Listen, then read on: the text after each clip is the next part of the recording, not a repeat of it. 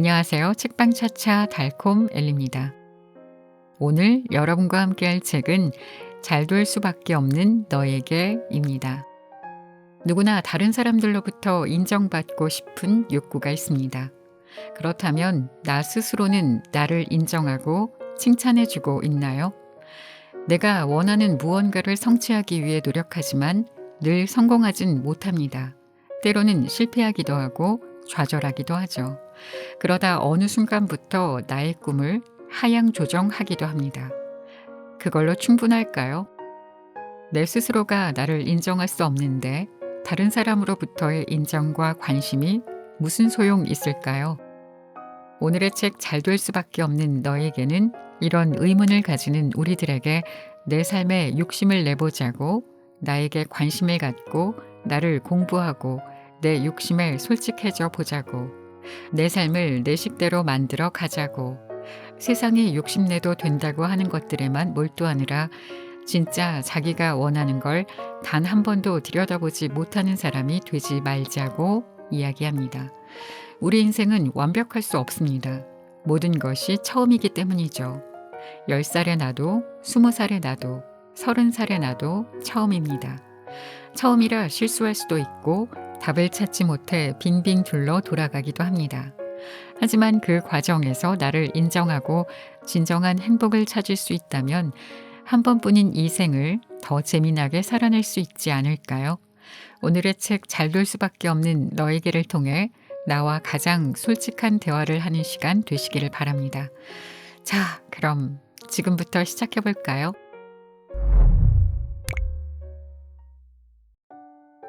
내 인생을 바꾸기로 결심하다. 어느 날 일을 마치고 집에 돌아왔는데 문득 눈앞에 보이는 모든 게 마음에 들지 않았다. 인터넷에서 대충 사이즈를 맞춰 산 제멋대로 주름이 잡힌 커튼, 마루업체에서 추천받아 간 톤이 애매한 마룻바닥, 유행 따라 가성비만 따져가면서 산 통일성 없는 가구들, 인스타그램 어디에서 보고 산 액자들과 생기를 잃어가는 화분들. 우리 집은 언뜻 보면 괜찮아 보였지만 조금만 가까이서 들여다보면 취향이라고는 없는 사람의 집이라는 걸 알 수 있었다. 엉망은 아니지만 그렇다고 매력적이지도 않은 집은 마치 내 인생 같았다. 그럭저럭 남들처럼 살려고 발버둥치던 내 모습 같았다. 나의 목표는 늘 1등이 아닌 상위권이었다.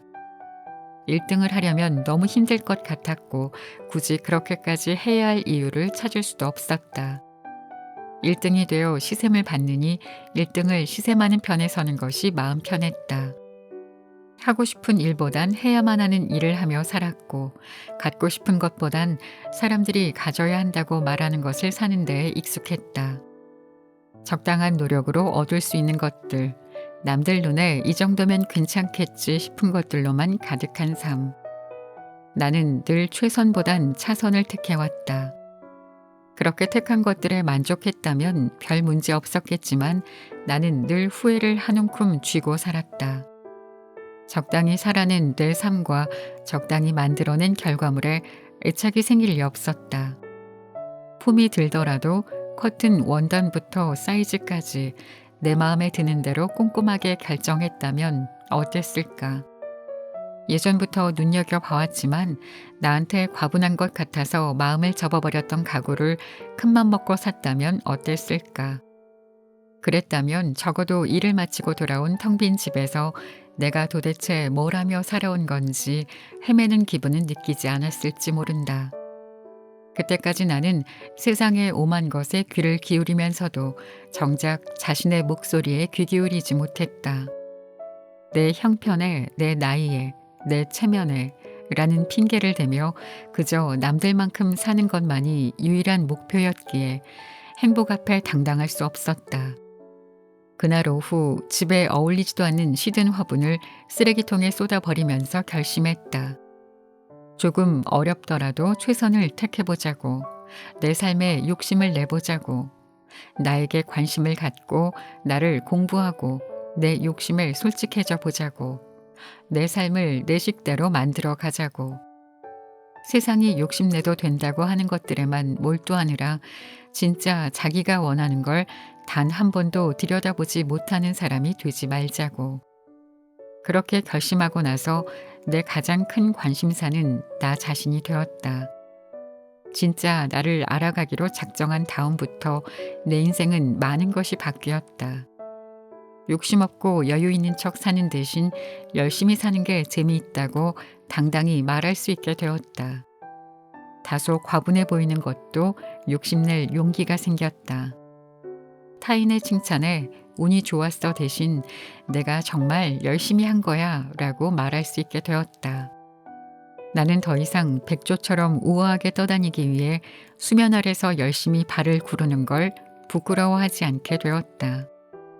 왜냐하면 그게 진짜 내가 원하는 삶이니까. 다른 사람은 속여도 나 스스로를 속일 수는 없다. 계속 나를 부인하고 살다 보면 삶의 어느 지점에서 공허해지는 순간이 올 수밖에 없다. 운전은 내가 하고 있지만 내가 원하는 길로 가지 않는 것과 마찬가지니까. 매력 있는 사람들의 공통점. 특별할 게 없는데도 눈이 가고 말이 없는데도 귀가 기울여지는 사람이 있다. 설명할 수 없는 내면의 힘이 품어져 나와 사람의 마음을 사로잡아 끄는 사람을 우리는 매력 있다고 말한다. 그에 반해 무슨 일이든 평균치는 해내고 특별해지려 갖은 노력을 해도 기억에 남지 않는 사람도 있다. 대체로 완벽한 것 같은데 어쩐지 향기가 없는 사람과 못난 구석이 있어도 자꾸 눈이 가는 사람. 당신은 어떤 사람이 되고 싶은가? 나는 평범한 사람에 가까웠지만 훌륭하기보다는 매력적인 사람이 되고 싶었다. 그런 매력이 어디에서 나오는 건지 너무도 궁금했다. 나를 사로잡는 힘을 가진 이들을 자세히 살펴보니 멋져 보이는 포인트는 저마다 달랐지만 공통점이 있었다. 그들은 절대로 남에게 부담이나 불쾌감을 주는 행동을 하지 않았다. 기본 예의라고 부를 수 있는 범주의 행동에 불과할지 모르지만 그들은 이 행동들을 규칙이라 부를 만큼 철저히 지키고 있었다. 초대받은 곳에 빈손으로 방문하지 않는다. 과장된 표정이나 말투, 제스처를 하지 않는다. 남을 지나치게 의식하거나 눈치 보지 않는다. 동관계는 깔끔하고 담백하게 처리한다. 비위생적인 행동을 하지 않는다. 시샘, 질투 등 부정적 감정을 지나치게 드러내지 않는다. 지나치게 자기 위주로 대화를 끌고 가지 않는다.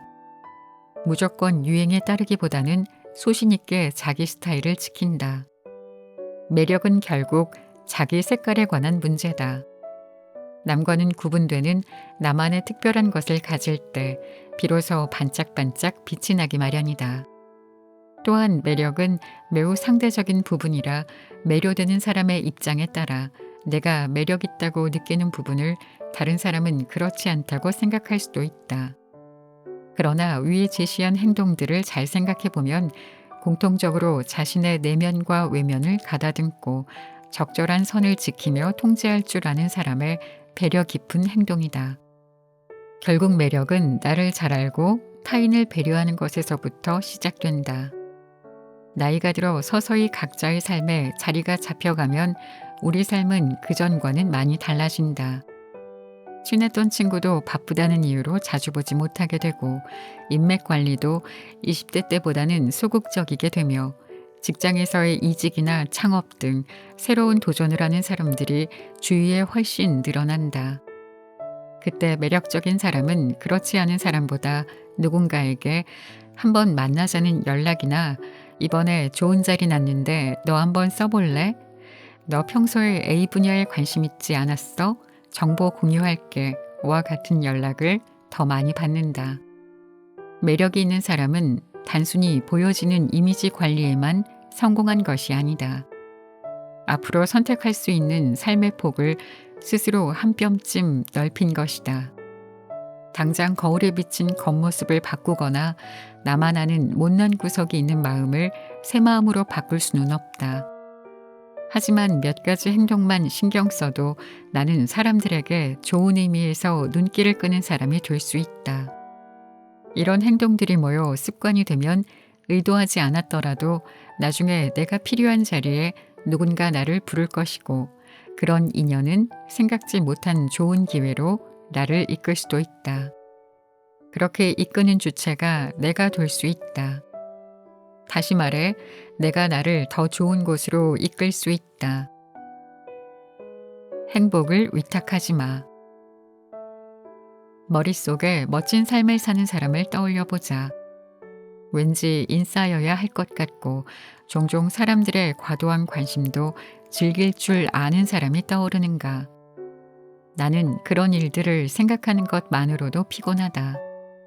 사람들을 만날 때면 나도 모르게 신경 쓰는 부분이 많고 내가 상대의 눈에 거슬리게 행동할까봐 과하게 의식하게 되는 외부 자극에 대한 예민도가 높은 성격이 이유일 것이다. 많은 스트레스 요인 중에서도 마음을 집요하게 괴롭히는 것이 바로 사람에게 받는 스트레스다. 나이가 들고 사람들에게 받는 상처가 마음속에 쌓일수록 누군가에게 마음을 열고 친해지는 데에 좀 더 많은 시간과 정성이 필요해진다. 한번 상처받은 마음이 아무는 게 얼마나 힘든 일인지 알기에 좀 더 내 입맛에 맞는 관계를 찾게 되고, 좋은 관계가 아닐 바에는 외롭더라도 홀로 있기를 선택하게 된다. 나이가 들면 나만을 위한 취미나 스트레스 해소법이 반드시 필요하다는 것도 그 때문이다. 혼자 있는 시간을 충분히 즐길 줄 아느냐 모르냐의 문제가 삶의 질을 결정하는 요소가 된다. 나 역시 혼자 보내는 시간을 반드시 갖는다. 책도 읽고 침대에 드러누워 드라마도 본다. 집에만 콕 박혀서 맛있는 것들을 잔뜩 시켜 먹기도 한다. 걸음이 빠른 나는 누군가를 신경 쓰며 속도를 맞추는 대신 혼자 자유롭게 산책하며 시원한 공기를 한껏 들이마신다. 그러다 우연히 들른 카페에서 수다 없이 커피와 디저트를 몰입해서 즐기기도 하고 혼자 사진을 찍기도 한다. 좋은 일을 나눌 때도 즐겁지만 남의 눈치를 보지 않고 남을 배려하느라 소비할 에너지를 오롯이 나 자신에게 쏟아붓는 행복도 그에 못지않다. 혼자만의 시간을 즐길 줄 아는 사람은 누군가에게 행복을 위탁하지 않는다. 일면식도 없는 사람들의 일상 브이로그를 보면서 요즘은 각자만의 행복을 찾으려는 사람이 많다고 생각했다. 어쩌면 그들은 자신이 언제 행복한지를 이미 알고 있는 것 같기도 하다. 친구들과 어울리는 장면보다는 역시 혼자서 자기답게 시간을 보내는 장면들이 나의 시선을 끈다. 취향껏 꾸민 집에서 1인분의 요리를 해먹고 자기만의 방식으로 정성스레 일상을 꾸려가는 사람들. 사람은 혼자 있을 때 진짜 자기의 모습이 나온다. 혼자의 내공이 높은 사람이야말로 자신을 사랑하는 방법을 알고 있는 게 아닐까. 스스로의 삶을 대접할 줄 아는 사람이라면 어떤 관계에서든 홀대받을 리가 없다. 나쁜 상황이 찾아오면 금세 빠져나가 자신만의 행복한 공간으로 가버릴 수 있을 테니, 우리에게 주어진 시간과 에너지는 한정돼 있다. 그 한정된 시간과 에너지를 어떻게 사용하는지에 따라 한 사람의 인생이 달라진다. 나에게 집중하는 시간보다 남에게 집중하는 시간이 많아지면 잉여 시간과 잉여 에너지가 없어지게 되고 꼭 해야 하는 일 외에는 무언가를 도모할 여력이 없어진다. 결국 내 삶이 정체된다는 느낌을 받게 되어 스트레스가 쌓인다. 그래서 나는 성장이 필요한 시기나 무언가에 집중해야 할 때면 홀로 있기를 택한다. 혼자 있는 시간은 다음을 위한 소화의 시간이기도 하다. 음식을 먹으면 소화할 시간이 필요하듯 나에게는 인간관계 역시 소화할 시간이 필요하다. 잘 씹고 음미해야 소화도 잘 되고 그 다음 식사도 맛있게 할 수 있는 것처럼 관계 폭식에서 벗어나 일종의 관계 간헐적 단식을 한다. 처음에는 어렵지만 하다 보면 다음에 만나자라는 말을 건네기 쉬워진다. 당장 관계를 끊으라는 것이 아니다. 내 마음이 수용할 수 있을 만큼 최소한의 사람만 만나보자. 그러면 자연스럽게 나 자신에게 관심이 쏠린다. 혼자 있는 시간에 대단한 일을 해내라는 것은 아니다. 나 역시 그러지 못하고 있다. 하지만 너무 많은 에너지와 시간을 인간관계를 만드는 데 쏟느라 정작 자기 자신과 친구할 틈이 없었다면, 내가 행복을 바깥에서만 찾고 있었다는 생각이 든다면 내가 가진 모든 관계에서 한 걸음 떨어져 바라보자. 가까이 있는 것들은 서로 물드는 법, 내 주변에 좋은 것만 두고 나와 가까이 하는 시간을 가져보자. 타인과 내가 서로의 삶에 너무 깊게 개입하다 보면 정작 자기 색깔을 잃을 수밖에 없다. 특정 관계에 갇히고 거기에 과몰입하는 건 그 세계에 갇히는 것과 같다. 히키코모리나 집돌이 집순이를 지향하라는 말이 아니다. 바깥에서 지친 나에게 숨구멍을 내주고 나만을 위한 시간에도 기분 좋아지는 일이나 작게 행복해지는 것들과 함께하며 넉넉히 여유를 주라는 말이다. 늘 바쁘고 많은 사람들에게 둘러싸여 있는 것처럼 보이는 이들도 매분 매초 행복하진 않을 것이다. 어쩌면 행복은 내가 웃는 모습을 얼마나 많은 사람들이 지켜보고 있느냐와는 크게 상관없는 일일지도 모른다. 더 이상 행복을 다른 사람에게서 찾는 것이 아니라는 것을 깨닫는다면 우리는 저마다 자기만의 방식으로 행복해지는 방법을 발견할 수 있지 않을까. 잘 되는 사람의 멘탈은 따로 있다. 유리 멘탈, 쿠쿠다스, 겁쟁이, 마음이 여리다, 감수성이 풍부하다, 나약하다. 과거의 나를 설명하던 말이다. 멘탈갑, 자신감, 해내는 사람, 감수성이 풍부하다, 상담을 잘해준다, 성실하다, 건강하다. 지금의 나를 설명하는 말이다. 10년이 좀 넘는 시간 동안 나에게는 많은 변화가 있었다. 한마디로 말하자면 전보다 멘탈이 강해졌다. 세상에는 3가지 부류의 사람이 있다. 첫째는 태생부터 멘탈이 강한 사람. 둘째는 태생부터 멘탈이 없는 사람. 다른 말로 양심이나 염치가 없는 사람. 마지막으로 태생부터 멘탈이 쿠쿠다스인 사람. 하지만 삶이 주는 마음의 굳은 살 덕에 뒤늦게 강해진 사람. 어려운 일을 겪고 그 일을 헤쳐나가다 보면 멘탈이 강해질 수밖에 없다. 나 역시 다사다난한 사회생활을 겪으며 서서히 단단해졌다. 나를 포함해 내 주변에 멘탈이 단단한 사람들을 살펴보니 그들에게는 공통적인 특징이 있었다. 1. 남에게 별로 관심이 없다. 타인에 대한 인정이나 인간적인 관심이 없다는 게 아니라 타인에게 일어나는 일들 때문에 자기 자신이 영향받는 일이 적다. 주위에서 남들이 어떤 영향을 주든 그들은 한결같았다. 해야 하는 일을 성실히 하고 본인들의 삶에 집중했다. 그래서 그런지 그들은 구태여 불필요한 스트레스에 시달리지 않았다. 2. 실수에 과도하게 연연하지 않는다. 실수가 없을 수는 없다. 정교하게 짜여진 기계적 시스템에도 오류는 존재하니까. 다만 실수는 실패가 아니다. 실수 하나에 걸려 넘어져도 씩씩하게 일어나느냐 마느냐는 본인의 선택이다. 멘탈이 강한 사람들은 넘어져도 잘 일어나고 그 다음으로 잘 넘어간다. 내 결정이 틀렸다는 사실에 갇히지 않고 빠르게 단념하고 다음 스텝을 찾아낸다. 그들은 한결같이 그래서 어쩌라고와 그럼에도 불구하고 라는 말을 자주 사용한다. 그래도 할 일은 해야지, 다음엔 잘해야지 하고 마음을 먹고 금세 다시 시작하는 강한 사람들.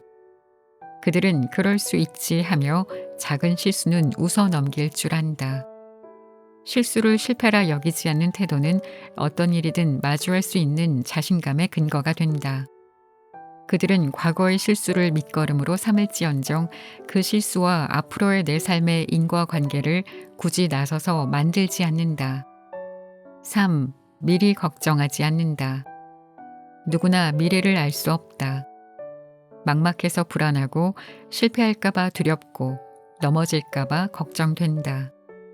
나열하자면 한도 끝도 없는 이 불안감은 애초에 실체 없는 허상이다. 멘탈이 강한 사람들은 과도한 걱정은 당장 아무런 소용이 없다는 사실을 잘 알고 있다. 미래에 대해 걱정하느라 정작 눈앞에 해결해야 하는 문제를 보지 못하는 게 더 큰일이다. 충분히 해결할 수 있는 문제도 걱정만 하느라 해결하지 못한다면 작은 돌뿌리 하나도 못 넘으면서 산 넘을 걱정은 왜 하는 걸까? 두 부류의 가장 큰 차이는 문제 해결자인 나를 신뢰하는가의 여부로 갈린다. 어떤 문제가 생겨도 해결해 나가면 된다는 건강한 자부심을 가진 자와 그렇지 못해서 작은 변수라도 일어날까 전전긍긍하며 대비책도 아닌 걱정만 하나름 안고 사는 사람. 미래의 불확실성을 인지한다면 어떤 쪽이 더 효율적일지는 단번에 알 수 있지 않을까. 4. 감정 표현을 어려워하지 않는다. 멘탈이 강한 사람들은 제때 감정 표현을 잘한다. 자주 화낸다는 것이 아니다. 부당한 일을 당하거나 화가 날 때 그 감정을 묵혀두고 한참 뒤에 폭발시키는 것이 아니라 알맞은 때에 현명하게 적절하게 떨어낸다. 물리적, 심적 불편함을 여유 있게 해소해서 내 안에 부정적인 감정이 쌓이지 않게 관리하는 것이다. 반면에 멘탈이 약한 사람들은 회사에서 화나는 일을 겪었을 때 당장에는 아무 말도 하지 못하고 집에 와서 곱씹는다. 이런 뜻으로 말한 건가 말을 곱씹고 망상의 나래를 펼쳐간다. 그 망상의 끝은 늘 엄청난 복수극이다. 그러면 부정적 감정이 내 안에서 끝도 없이 자란다. 그리고 그 감정에 휘둘려서 소중한 내 일상에 소홀해진다. 사람들의 생각은 외부로부터 유입된 정보에 의해 지배된다.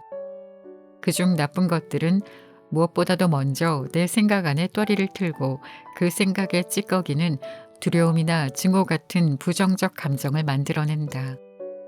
그만큼 어떤 정보를 보고 듣느냐가 내 삶에 지대한 영향을 미친다. 그래서 더더욱 주체적으로 나의 마음과 생각에 아무 감정이나 들어오지 않게 적당한 울타리를 세워주어야 한다.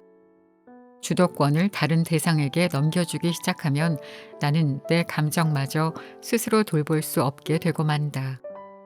그러니 내가 원하지 않는 감정은 그때그때 거절하고 털어내는 편이 좋다. 5. 유연한 사고를 가졌다. 규정이나 한계가 없는 사고를 한다. 이럴 수도 있고 저럴 수도 있기 때문에 그 상황에 맞게 가장 합리적인 해결책을 찾는다. 사고가 유연하니 타인을 대하는 태도가 너그럽고 여유로울 수밖에 없다. 어떻게 그럴 수 있지? 라는 질문을 던지지 않는다. 편견 없이 관계 맺고 편견 없이 정보를 취한다. 그래서 이들에게는 이미 그들이 가지고 있는 조건과 앞으로 할 일의 인과관계가 거의 없다. 나는 이렇게 멘탈이 강한 사람들의 모습을 참고하면서 필요한 상황마다 그들처럼 대처하기 시작했다. 가끔은 생각지도 못한 실수나 예상하지 못한 무례한 사람 앞에서 멘탈이 바사삭 털리는 날이 있더라도 주저앉지 않았다. 그렇게 한 계단씩 단단해졌다. 관심의 방향을 남이 아닌 나에게로 돌리고 실수에 과도하게 연연하지 않고 미리 걱정하지 않고 감정 표현을 어려워하지 않고 유연한 사고를 가질 것. 이 노력을 하나씩 해나가다 보면 어느새 나를 비롯한 주변의 일이 술술 잘 풀리고 작은 일에도 그전보다 상처를 덜 받게 되는 자신을 발견할 수 있을 것이다. 그리고 마지막으로 내 정신의 건강을 지키기 위해 운동을 시작했다. 체력이 약해지면 인성이 좋을 수가 없다. 내 몸과 마음의 근육을 키우는 것은 나와 내 주변 모두에게 도움이 되는 일이다. 재밌게 들으셨나요? 학창시절 시험을 앞두고 다들 공부 많이 했어? 라는 질문에 응, 나 공부 엄청 했어. 준비가 완벽해. 최선을 다했거든. 이라고 답하는 사람은 없었을 겁니다. 사실 누군가 이렇게 답한다면 오히려 재수없다고 했겠죠. 왠지 우리는 내가 열심히 했어도 덜 수고한 척, 그것이 겸손이라고 생각하며 살고 있습니다. 꼭 그래야 할까요?